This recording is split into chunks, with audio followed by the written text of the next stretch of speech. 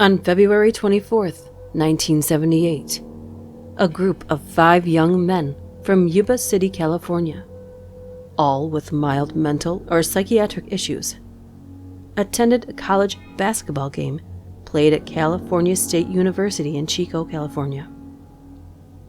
Afterwards, they stopped at a local market for snacks and drinks, and none of them were ever seen alive again. And Gary Mateus was never seen again at all. Several days later, their Mercury Montego was found, abandoned, in a remote area of Plumas National Forest on a high mountain dirt road that was far out of their way back to Yuba City. Investigators could not, however, determine why it was abandoned, as it could have easily been pushed out of the snowpack it was in, and it was in good working order. And at that time, no trace of the men were found. During his army service in West Germany in the early 1970s, Gary Mateus, a Yuba City native, had developed drug problems. These eventually led to his being diagnosed with schizophrenia and being psychiatrically discharged. He returned to his parents' home in California and began treatment at a local mental hospital. While it had been difficult at first, he was nearly arrested for assault twice and often suffered psychotic episodes that landed him in a local Veterans Administration hospital. By 1978, he was being treated on an outpatient basis with stelazine and cognitin and was considered to be, by his physicians, one of their sterling success cases. Mateus supplemented his Army disability pay by working in his stepfather's gardening business. Off the job, outside of his family, he was close with 4 other men. Most were slightly older than he was, who either had slight intellectual disabilities or were informally considered slow learners. Bill Sterling, 29, Jack Hewitt, 24, Ted Weyer, 32, and Jack Madruga, 30. All lived in either Yuba City or nearby Marysville, and like him, lived with their parents, all of whom referred to them as the boys. The 5 men's favorite leisure activity was sports. Their families said that when they got together, it was usually to play a game or watch one. They played basketball together as the Gateway Gators, a team sponsored by a local program for the mentally handicapped. On February 25th, the Gators were due to play their first game in a week-long tournament sponsored by the Special Olympics, for which the winners would get a free week in Los Angeles. The 5 men had prepared the night before, some even laying out their uniforms and asking their parents to wake them up on time. They had decided to drive to Chico the night before to cheer on the UC Davis basketball team in an away game against Chico State. Madruga, the only member of the group besides Mateus who had a license, drove the group 50 miles north to Chico in his turquoise and white 1969 Mercury Montego. The men had only worn light coats, despite the cooler temperatures, fully suggesting they had every intention of returning that night. After the Davis team won the game, the group got back into Madruga's car and drove a short distance from the Chico State campus to Bears Market in downtown Chico. There they bought snacks, along with sodas and cartons of milk to drink. It was shortly before the store's 10 p.m. closing time, and the clerk later remembered them because she resented that such a large group had come in and delayed her from starting the process of closing. And after that point, none of them were seen alive again. At their homes, some of the men's parents had stayed up to make sure they returned, and when morning had came and they had not, police were notified. Police in Butte and Yuba counties began searching along the route the men took to Chico.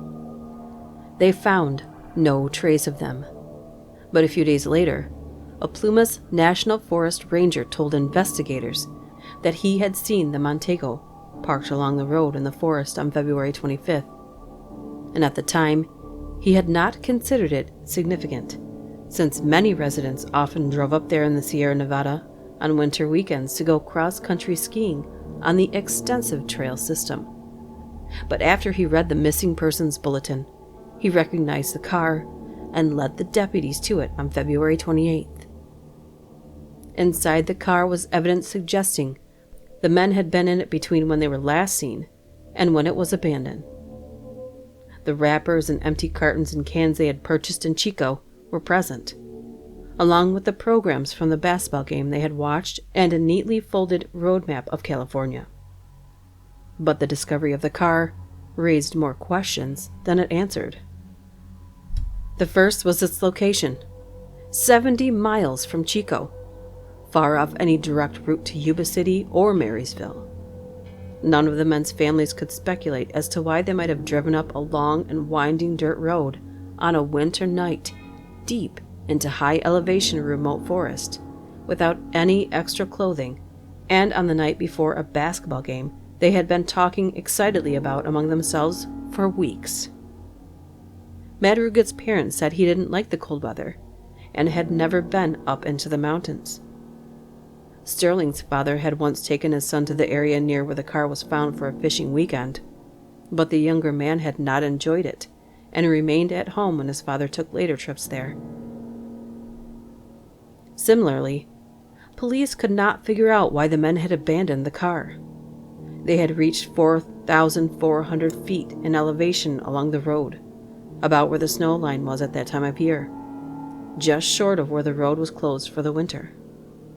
The car had become stuck in some snowdrifts, and there was evidence that the wheels had spun attempting to get out of it. But police noted, the snow was not so deep that 5 healthy young men wouldn't have been able to push it out. The keys weren't present, suggesting at first that the car had been abandoned because it might not have been functioning properly, with the intention of returning later with help. But when police hotwired the car, it started immediately. The gas tank was a quarter full. The questions continued after police towed the car back to the station for a more thorough examination. The Montego's undercarriage had no dents, gouges, or even mud scrapes, not even on its low-hanging muffler, despite having been driven a long distance up a mountain road with many bumps and ruts. Either the driver had been very careful, or it was someone familiar with the road, a familiarity Madruga was not known to have, nor, his family said, would Madruga have let someone else drive it. But the car was also unlocked, and had a window rolled down when it was found. And they also said it was unlike him to leave the car so unsecured. Efforts to search the vicinity were hampered by a severe snowstorm later that day. 2 days later, after searchers and snowcats nearly got themselves lost, further efforts were called off due to the weather. No trace of the men was found other than the car. In response to local media coverage of the case, police received reports of some or all of the men being sighted after they had left Chico. Reports of them being seen elsewhere in California or the country. Most were easily dismissed, but 2 stood out. Joseph Shans of Sacramento told police he inadvertently wound up spending the night of February 24th and 25th near where the Montego was found. He had driven up there, where he had a cabin, to check the snowpack in advance of a weekend ski trip with his family. At 5:30 p.m., about 150 feet up the road, he too had gotten stuck in the snow. In the process of trying to free it, he realized he was beginning to experience early symptoms of a heart attack and went back in, keeping the engine running to provide heat. 6 hours later, lying in the car and experiencing severe pain, he told police he saw headlights coming up behind him. Looking out, he saw a car parked behind him, headlights on, with a group of people around it, one of which seemed to him to be a woman holding a baby. He called for them to help, but then they stopped talking and turned their headlights out. Later, he saw more lights from behind him, this time flashlights, that also went out when he called to them. After that, Sean said at first he recalled a pickup truck parking 20 feet behind him briefly, and then continuing on down the road. Later, he clarified to police that he could not be sure of that, since at the time he was almost delirious from the pain he was in. After Sean's car ran out of gas in the early morning hours, his pain subsided enough for him to walk 8 miles down the road to a lodge where the manager drove him back home, passing the abandoned Montego at the point where he had recalled hearing the voices originate from. Doctors later confirmed he had indeed experienced a mild heart attack. Weyer's mother said ignoring someone's pleas for help was not like her son. If indeed he had been present, she recalled how he and Sterling had helped someone they knew get to the hospital after overdosing on Valium. The other notable report was from a woman who worked at a store in the small hamlet of Brownsville, 30 miles from the spot where the car had been abandoned, which they could have reached had they continued down the road from where they had left the car. On March 3rd, the woman who saw flyers that had been distributed with the men's picture and information about the $1,215 reward the families had put up told deputies that 4 of them had stopped at the store in a red pickup truck 2 days after the appearance. The store owner corroborated her account. The woman said she identified the men immediately as from out of the area due to their big eyes and facial expressions. 2 of the men, whom she identified as Hewitt and Sterling, were in the phone booth outside while the other 2 inside. Police said she was a credible witness, and they took her account seriously. Additional detail came from the store owner. He told investigators that the men whom he believed to be Weyer and Hewitt came in, bought burritos, chocolate milk, and soft drinks. Weyer's brother told the Los Angeles Times that while driving to Brownsville in a different car, in apparent ignorance of the basketball game, seemed completely out of character for them. The owner's description of the 2 men's behavior seemed consistent with them, as Weyer would eat anything he could get his hands on, and was often accompanied by Hewitt, more than any of the other 4. However, Hewitt's brother said that Jack hated using telephones to the point that he would handle his brother's calls from the other men in the group. With the evidence not pointing to any clear conclusion about what happened the night the men disappeared, police and families were not ruling out the possibility that the men had met with foul play. The eventual discovery of 4 of the 5 men's bodies seemed to suggest otherwise, but raised even more questions about what had happened that night, and whether at least one of them might have been rescued.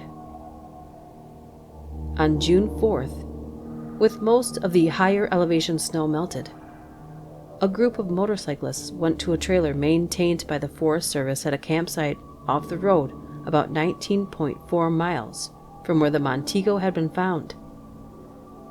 A front window had been broken, and when they opened the door, they were overcome by the odor of what turned out to be a decaying body inside, later identified as Weyer.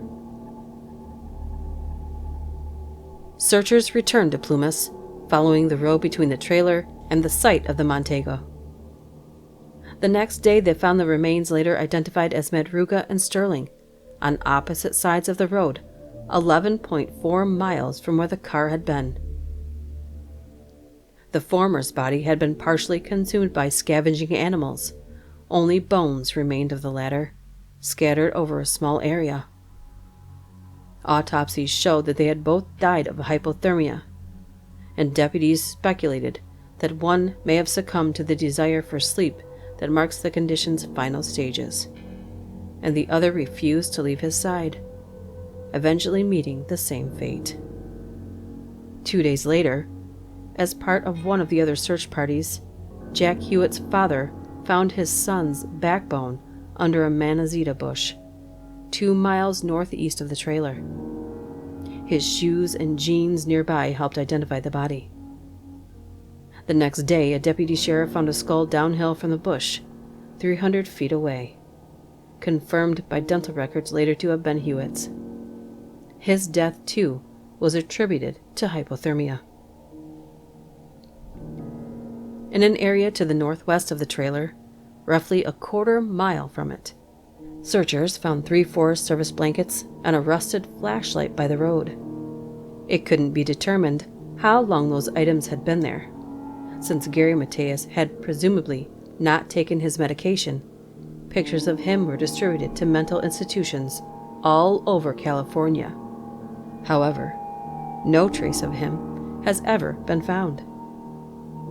Weyer's body was on a bed with 8 sheets wrapped around it, including the head. The autopsy showed that he had died of a combination of starvation and hypothermia. He had lost nearly half of his 200 pounds. The growth of his beard suggested he had lived as long as 13 weeks from when he had last shaved. His feet were badly frostbitten, almost gangrenous. On a table next to the bed were some of his personal effects, including his wallet with cash, a nickel ring with Ted engraved on it, and a gold necklace he also wore. Also on the table was a gold watch without its crystal, which Weyer's family said was not his, and a partially melted candle. He was wearing a velour shirt and lightweight pants, but his shoes were nowhere to be found. Most puzzling to the investigators was how Weyer had come to his fate. No fire had been set in the trailer's fireplace, despite having an ample supply of matches and paperback novels to use as kindling. Heavy forestry clothing could have kept the men warm, had also remained where it had been stored. A dozen sea ration cans from a storage shed outside had been opened and their contents consumed. But a locker in the same shed that held an even greater assortment of dehydrated foods, enough to keep all 5 men fed for a year, had it been necessary, had not even been opened. Similarly, another shed nearby held a butane tank with a valve that, had it been opened, would have fed the trailer's heating system. It also seemed that Weyer had not been alone in the trailer, and that Mateus and possibly Hewitt had been there with him. Mateus's sneakers were in the trailer, and the sea rations had been opened with a P-38 can opener, which Mateus would have learned how to use during his army service. Mateus, his feet perhaps swollen from frostbite, could have decided to put on Weyer's shoes instead of his own if he had ventured outside. The sheets all over Weyer's body also suggested that one of the others had been there with him, as his gangrenous feet would have been in too much pain for him to pull them over his body himself. Even knowing that 4 of the 5 men had died in the Sierra, investigators still could not completely explain what had led to those deaths. They still had found no explanation for why the men were there, although they learned that Mateus had friends in the small town of Forbestown, and police believed that it was possible, in an attempt to visit them on the way back home, the men may have taken a wrong turn near Oroville that put them on the mountain road.